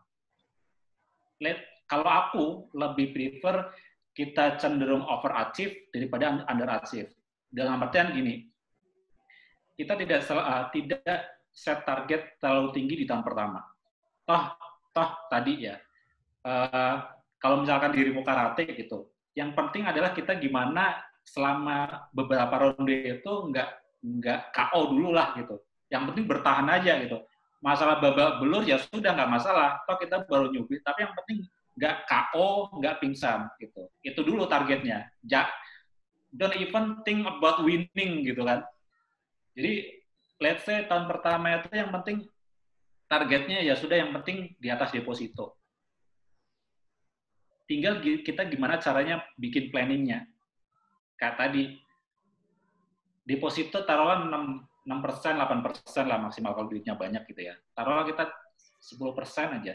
Gimana caranya kita mencapai 10% itu? Either kita mau bagi per bulan atau enggak. Nah, yang perlu lagi, gimana sih caranya mencapai itu? Orang seringkali gagal trader itu karena tidak punya goal yang harus dicapai. Dia tidak gue tahun pertama harus mencapai berapa. Dia karena tadi dia ikut-ikutan saja. Dia teman-teman pada buka saham, rame ikut-ikutan buka saham, buka investor, beli BBRI, beli BBRI, beli ini, beli saham LO, KK misalkan, itu ikutan beli gitu kan. Tapi dia nggak tahu itu. Not even yang perusahaan yang dibeli itu apa, kemudian resikonya bagaimana, dia nggak tahu karena dia cuma ikutan. Jadi kalau aku tahun pertama itu tahun pembelajaran lah, tahun pembelajaran. Kalaupun overachieve, kalaupun targetnya melampaui, ya itu alhamdulillah gitu. Tapi itu pun jangan jumawa gitu, karena bisa jadi kondisi market pada saat itu sedang mendukung, kondisinya lagi enak, kita masuk pada saat harga sudah ambrol semua. Gini lah, trader yang masuk di bulan Januari dengan trader yang masuk di bulan Maret, tentu saja secara mental akan berbeda. Yang masuk di bulan Maret atau April mungkin bisa jumawa, dia akan merasa super gitu karena returnnya di atas 30%. Padahal dia belum tahu apa-apa, dia cuma masuk pada saat kondisinya lagi di bawah aja, sehingga dia beli saham apapun, ya disimpan sebulan atau di tradingin 2 hari itu menghasilkan gitu. Tapi once nanti kondisinya volatile misalkan, itu ya kondisinya nasinya mungkin akan berubah gitu. Jadi menurutku 3 bulan itu nggak cukup, tapi spare lah sampai 1 tahun pertama, jangan target muluk-muluk, jangan berharap kaya di tahun pertama, tahun kedua. Itu jangan merasa jumawa gitu. Jangan kayak tadi lah, baru belajar karate sebulan 2 bulan, kemudian langsung nantangin orang gitu. Itu jangan, yang ada nanti babak belur. Itu sih kalau menurutku sih gitu. Mantap. Terima kasih Pak Koko. Terima kasih Pak Koko. Ya, nambahin dikit buat Ko Harfan lah. Kalau mau tahu yang cross MA itu efektif apa enggak, nanti minta Pak Eko aja. Nanti periodenya mau berapa tahun gitu loh. Kalau misalnya periodenya cuma dites bulan Maret sampai Agustus, itu bagus sekali gitu loh. Tapi kalau mau misalnya dites di bulan yang lain, ya habis-habisan juga. Jadi semakin banyak data yang diambil, itu hasilnya akan semakin kelihatan gitu loh. Tapi for somehow beberapa technical analysis rata-rata win rate 40%, 30% aja itu sudah sangat bagus. Win rate ya. Nah, cuman menangnya itu 30% harus menang gede. Gitu loh. Gitu. Jadi kalau misalnya ada yang ngeklaim, wah win rate saya 80%, itu beberapa trader terkenal yang saya tahu itu nggak ada tuh yang win rate-nya 80%. Gitu loh. Kalau pengen win rate 100%, aku malah bisa ngasih tips, Om. Gitu. Saham gocap. Itu win rate 100%. Iya, tapi belum tentu bisa kapan ya. Kalahnya juga 100% tapi kalau buat jualan ini atau beli di nego, itu pasti nego, perak, kan kalau di porto tetap gocap tuh kan. Iya. Iya, beli di nego tuh udah langsung portonya 78% kemarin. Atau beli saham pilih saham yang nggak liquid terus dibikin arah sendiri. Bisa. Nanti pesan Om Koko buat maintain gitu kan. Oke, ini ada yang raise hand lagi. Kak Vicky ya. Kak Vicky, silakan Kak Vicky. Halo, selamat sore Pak Koko. Selamat sore. Ini saya ada 2 pertanyaan nih Pak. Yang pertama tadi kan price cross MA5 ya. Itu buat nentuin level stop loss-nya itu gimana ya Om? Kadang ada kan saham yang breakout-nya candle dibanding candle sebelumnya agak tinggi tuh, jadi berarti kan cut loss-nya agak jauh. Atau ada Om Koko biasanya ada perhitungan sendiri atau indikator sendiri. Terus pertanyaan yang kedua yang tentang scalper. Kalau analisis trade dan itu penjelasan simpelnya gimana ya Pak Koko? Soalnya saya udah baca di di website-nya juga masih belum terlalu nangkep gimana cara analisis trade dan sama bid over itu. Itu aja. Live trade kok. Live trade. Ya, makasih. Yo. Yang pertama, price cross up EMA. Prakteknya bisa gini, tergantung dari masing-masing orang gitu kan. Ada yang memakai harga berjalan, ada yang memakai harga closing. Dalam artian gini, yang memakai harga berjalan, ketika harganya bergerak di atas EMA, dia sudah masuk, ikutan beli. Misalkan MA-nya di harga 1.000, harga tadinya di 995, kemudian naik di atas 1.000, dia langsung ikutan beli. Biasanya ketika misalkan dia ikut di harga berjalan, stop loss-nya ketika harganya kembali turun di bawah MA5-nya. Jadi berarti apa yang dilakukan itu tidak berhasil. Itu salah satu resiko ketika memakai harga berjalan. Jadi ada false break lah.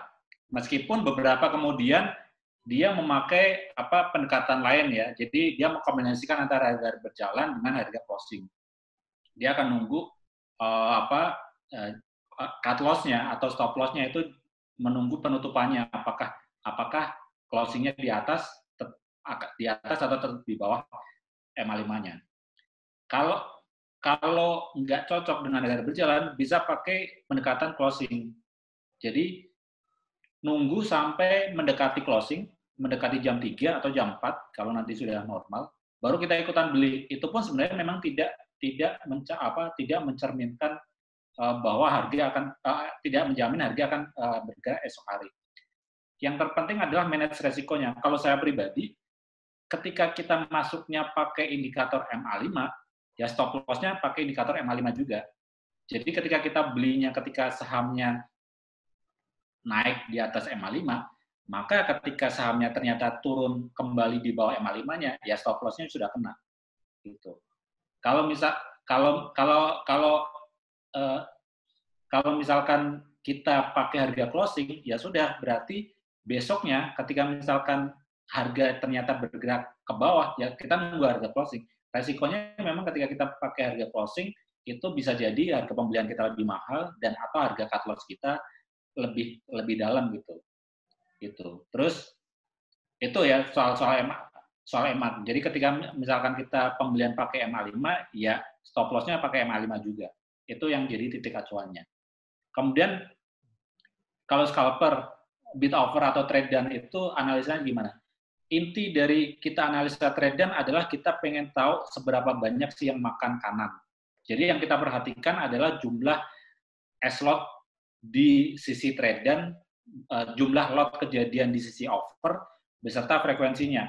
Semakin besar jumlah lot di sisi offer dan semakin kecil frekuensinya, itu berarti demand-nya semakin besar, demand-nya semakin kuat. Karena apa? Karena mereka beli di harga offer dengan jumlah lot yang besar. Dia bisa menghabiskan offer dalam waktu singkat. Intinya di situ. Kalau misalkan pakai ada satu sekuritas yang itu sudah disumarikan jadi sebuah power buy power sell, ya itu lebih enak. Tapi kalau enggak, kita harus lihat detail dari masing-masing transaksi kejadian di harga tersebut gitu. Yang terpenting adalah melihat jumlah lot dibandingkan dengan frekuensi yang terjadi di harga tersebut. Itu sih. Oke. Menjawab Mas siapa tadi? Vicky. Udah cukup menjawab ya, Mas Vicky ya. Siapa sih? Kiki. Rifki, oke. Oke, berikutnya ada Mas Lukman. Silakan Mas Lukman. Halo, selamat sore. Sore. Pak Koko. Jadi pertanyaan saya agak ini keluar dari topik nih, kan Om Koko trading bareng Koko kan. Kalau saya sebenarnya begini, saya lebih mau nanya dari sisi investing.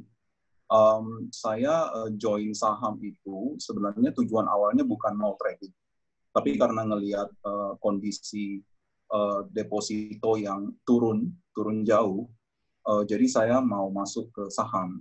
Nah, tips and trick-nya gimana sih, terutama untuk orang-orang yang masih bekerja ya, orang kantoran gitu, dan nggak punya banyak waktu.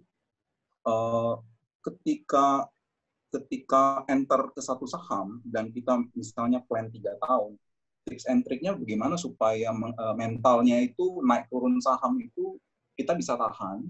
Dan yang kedua, seberapa jauh loss yang kita bisa terima gitu sebagai investor, quote and quote jangka tengah atau panjang. Itu sih Pak Koko. Oke. 3 tahun kok. Aku sebelumnya mohon maaf karena aku pribadi tidak pernah menyimpan saham selama itu ya. 3 hari, 3 minggu pun. Yang paling lama itu kemarin PSAB itu 4 bulan itu. Itu pun 2 itu. 2 bulan. Udah lama. Tapi secara simpel gini menurutku. Yang pertama pilihannya udah cepat lah. Pindah dari deposito kemudian ke saham itu menurutku sudah sebuah keputusan yang bagus. Tinggal gimana caranya deposito yang aman gitu kita tidak akan kehilangan uang, bukan tidak akan ya. Terjamin LPS, kemudian returnnya cuma 6 atau 8%, minimal dapat itu di saham. Nah, kalau misalkan kita tidak terlalu banyak tahu tentang valuasi atau bedah laporan keuangan perusahaan, mending beli saham-saham yang ya kita tahu itu. Bank BUMN lah misalkan, itu most likely, itu kalaupun turun, selama kita misalkan entry timingnya pas, itu ya nggak akan loss banyak gitu ya. Cuma memang problemnya adalah menentukan timing entry itu seringkali tidak menjadi expertise orang investing gitu. Makanya kemudian muncul istilah dollar cost averaging, karena ketika orang menerapkan investing dengan dollar cost averaging itu kan mereka tidak terlalu memikirkan entry. Jadi mereka tinggal tiap bulan misalkan beli BBRI, ya udah tiap bulan beli BBRI terus-terusan gitu. Itu satu. Kedua, kalaupun nggak mau, kalau misalkan mau milih timing entry, ya nungguin aja sampai muncul koreksi gitu. Kalau aku saran gitu. Cuma balik lagi mohon maaf karena aku bukan seorang investor, jadi tidak terlalu banyak tahu gimana caranya investasi. Yang bisa saya sarankan misalkan ketika kita menjadi karyawan dan tidak punya banyak waktu, salah satu alternatifnya adalah menjadi swing trading sebenarnya. Swing trading itu tipikal trader yang tidak perlu banyak waktu, kemudian tidak perlu tiap hari trading, dan kita juga bisa memanfaatkan peluang dari pergerakan swing dari saham. Jadi tinggal misal kita punya duitnya itu tidak harus setiap hari dimasukin gitu. Tinggal nungguin aja, sahamnya itu sudah turun lumayan dalam baru kita beli, begitu dia naik berapa persen dijual. Begitu seterusnya pindah ke saham yang lain seperti itu. Kalau investing terus terang mohon maaf Pak Lukman, saya kurang tahu tentang valuasi dan gimana caranya investasi, tapi saya lebih paham soal trading dibanding investing. Jadi mohon maaf kalau tidak bisa menjawab pertanyaannya. Oke, nambahin dikit Pak Koko, Pak Lukman. Kalau tadi time frame-nya 3 tahun, itu kan time frame yang lama ya. Kira-kira Pak Lukman kalau memang mau membeli saham untuk time frame 3 tahun itu bisa nggak memproyeksikan selama 3 tahun itu perusahaan itu masih menghasilkan laba, terus sustain dan seterusnya, itu bisa nggak? Kalau misalnya bisa, silahkan investing. Nah, tapi ada sedikit perkawinan fundamental dan teknikal nih yang menarik nih. Saat sebuah saham fundamentalnya bagus, value-nya bagus, value ya, bukan price ya. Tapi price-nya itu masih di bawah, mungkin itu menarik. Entry-nya kapan? Entry-nya bisa pakai teknikal, salah satunya gitu. Saya kebetulan sama Pak Koko juga sama-sama karyawan ya kok ya. Full time trader tapi pekerja enggak? Ya enggak lah. Kita sama-sama karyawan. Ada juga pilihan kita belinya sih cuman sore, ada yang ngambil saat misalnya candle daily-nya itu sudah beneran terbentuk. Tadi Pak Koko udah sempat nyinggung ya nunggu harga closing gitu kan. paling trading kalau sehari itu cuma ngelihat harga opening, harga pas jam makan siang, sama harga saat closing, mendekati closing setengah jam 15 menit sebelum closing. Itu aku rasa cukup lah, bisa lah curi-curi waktu dikit gitu. Selama bos nggak tahu gitu kan. Nah itu mungkin seperti itu aja tambahan dari saya.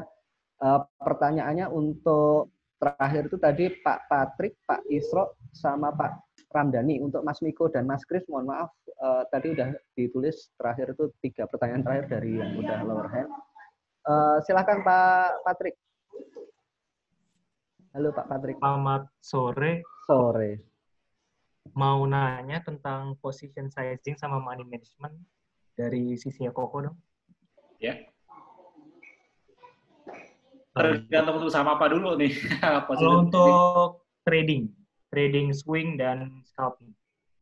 Jadi kalau aku pribadi, akun antara scalping dengan akun swing trading itu beda gitu. Jadi aku punya beberapa akun terpisah untuk tujuan yang berbeda pula. Untuk scalping itu berbeda dengan swing. Pilihan sahamnya kadang sama, kadang enggak.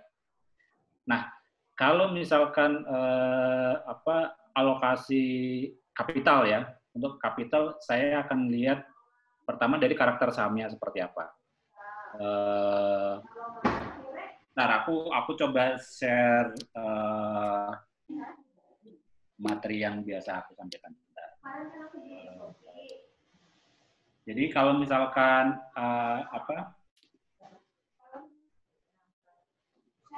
saham scalping misalkan, untuk saham yang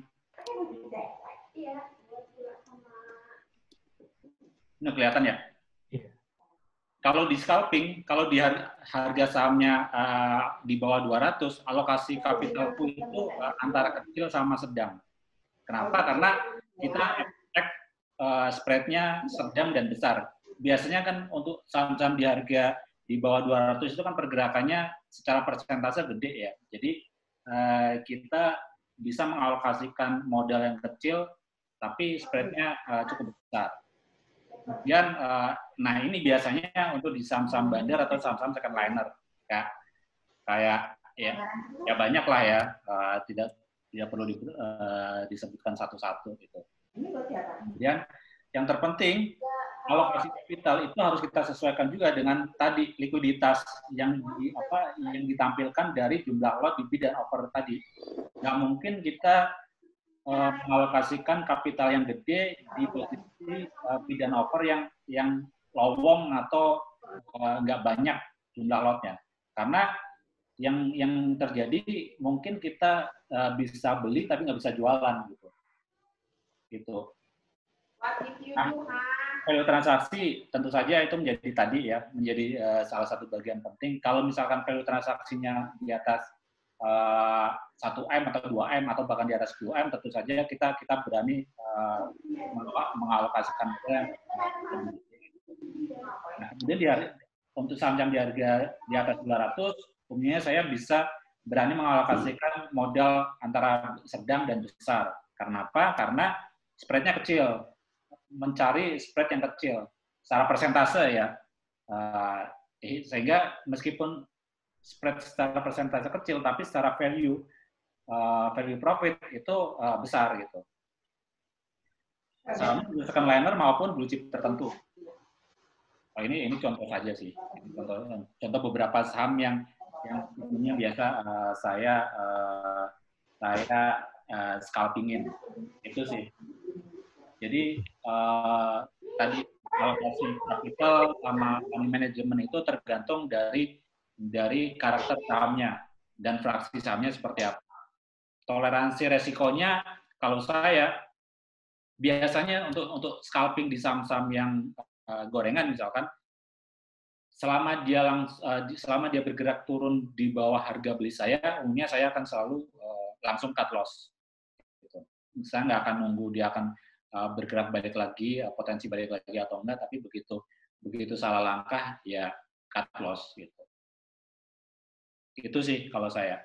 Makanya kalau misalkan dibilang begitu pun di breakout gitu ya, ketika breakout kemudian salah ya udah cut loss. Gitu. Itu sih semoga menjawab pertanyaannya. Oke. Berikutnya Mas Isro. Mas ya? Ya, Mas Isro. Ya, Oke, makasih. Ya. Mas Koko, saya terima kasih sebelumnya. Saya sering baca blognya. Makasih banyak buat ilmu. Silakan nanti mungkin tahun ini terakhir ya blognya, tahun depan saya lagi. Oh siap, Mas Koko tadi sempat singgung soal bagaimana buat stock pick. Caranya adalah melihat saham yang sedang downtrend dan sudah masuk ke arah sideways. Nah, terus kita biasanya untuk men-screening saham itu kan salah satu yang pernah saya baca di blog itu kan melalui bot lah, salah satunya ketika melihat. Nah, tapi toolsnya kan kadang saya newbie jadi kadang belum tahu. Biasanya yang paling sering digunakan oleh Koko apa ya untuk kita untuk men-screening saham-saham yang kita tuju gitu loh. Mohon pencerahannya, Koko.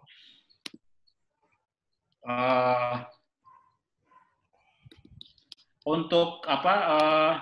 Ntar, aku share langsung aja. Jadi untuk apa? Untuk bot, kalau misalkan pakai bot ya, biasanya ini yang selalu saya pakai. Pertama SCR Koko. Ini untuk mencari saham-saham yang ya one night stand untuk besoknya seperti apa. Kemudian saya selalu pakai ini. NPC SMA 5. Oh, lihat historinya aja deh.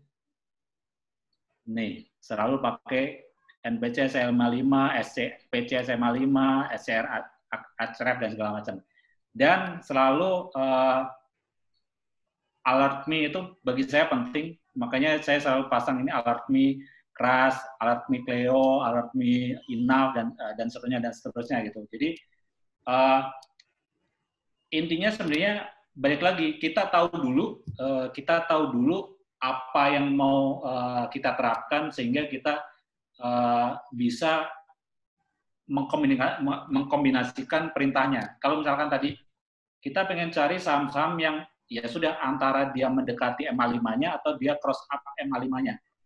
Yang kita perhatikan ya berarti cuma kita cari perintah atau pendekatan indikator atau screener yang memperhitungkan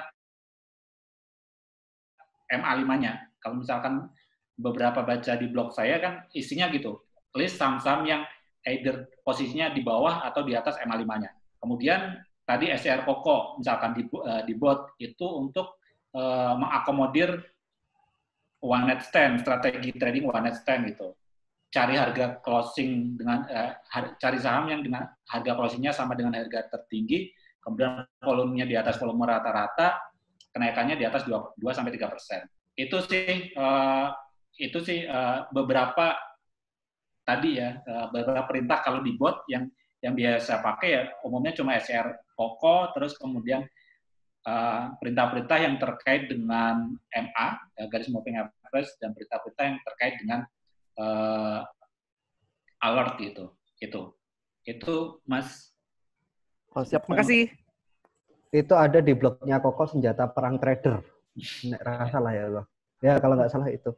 Nanti boleh dibaca-baca senjata perangnya Koko apa aja. Tapi aku tetap masih nggak terima TradingView dibilang gratisan gitu loh.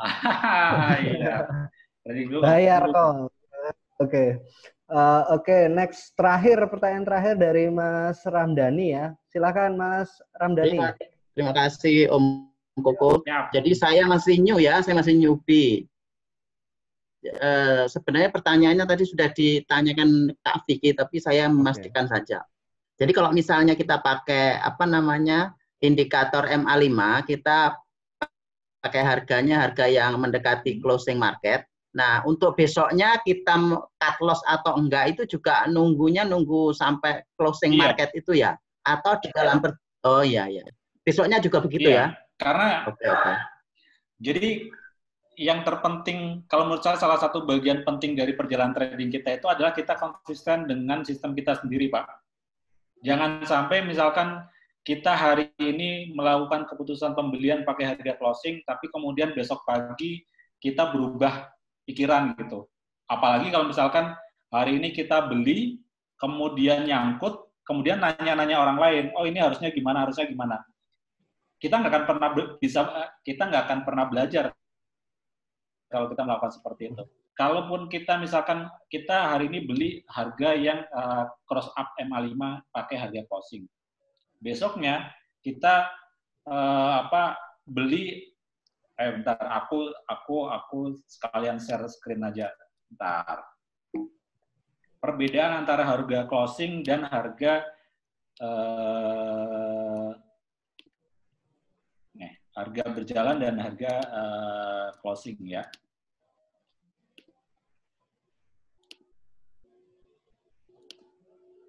Nih. Jadi kalau kita pakai harga berjalan, prosnya adalah jika misalkan kita beli saat breakout, kita bisa dapat harga lebih rendah karena harga sahamnya baru saja breakout titik resistennya. Sehingga ketika kita beli harga lebih rendah, tentu saja reward-nya menjadi lebih besar. Dan jika kena stop loss, misalkan ternyata false break, tentu saja stop loss-nya atau ruginya menjadi lebih kecil. Kontranya atau kerugiannya kalau kita pakai harga berjalan adalah ada kemungkinan false breakout, sehingga bisa jadi kita harus cut loss. Kalau misalkan kita pakai harga closing, kita belum melakukan pembelian, tapi ketika kita memakai harga berjalan, kita sudah beli duluan, ternyata false break, sehingga kita harus cut loss. Ada kemungkinan risiko seperti itu.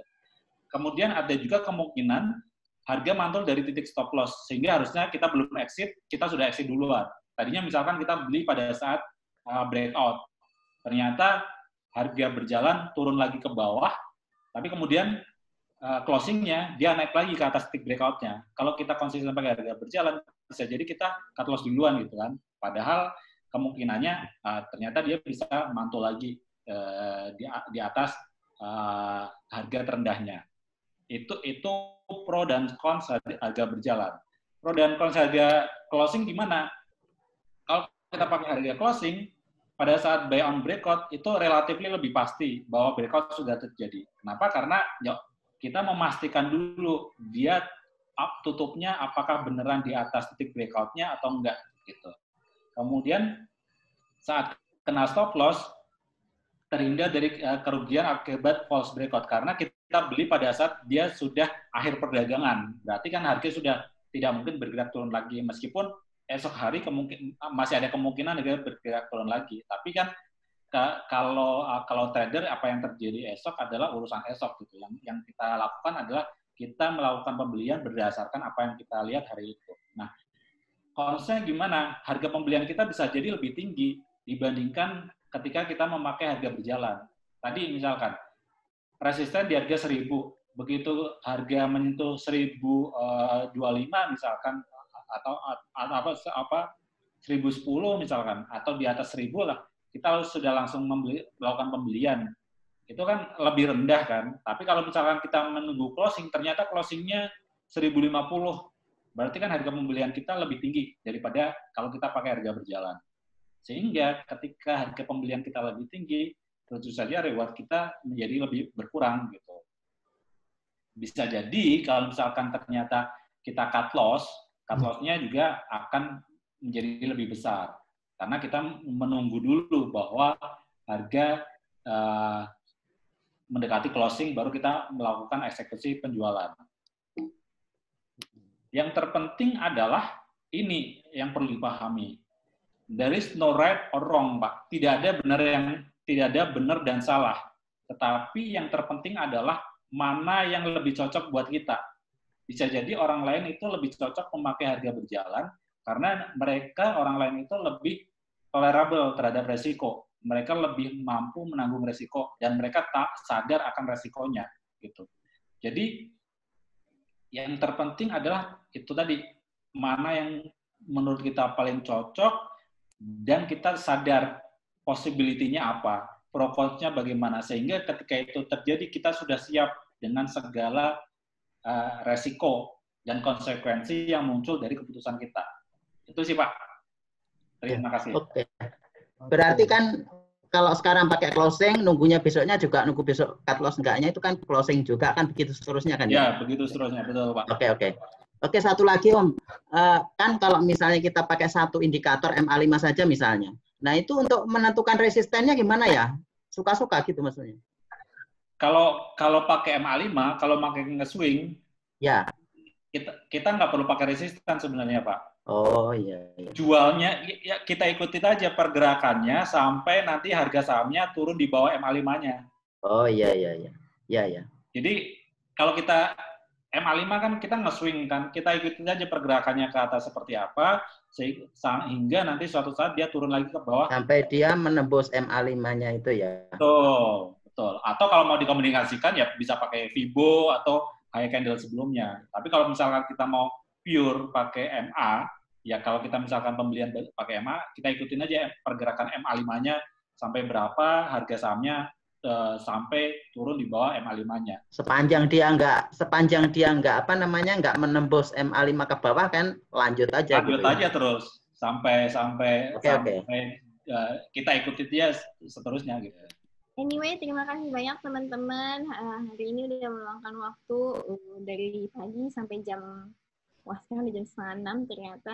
Thank you banget teman-teman udah datang dan thank you banget buat Pak Kokolato, my very good friend. Oke, thank you semuanya. Terima kasih semuanya. Thank you. Om Gali juga. Semua yang udah nonton, semoga cuman selalu sehat selalu dan selalu berbahagia dimanapun kita semua berada. Terima kasih.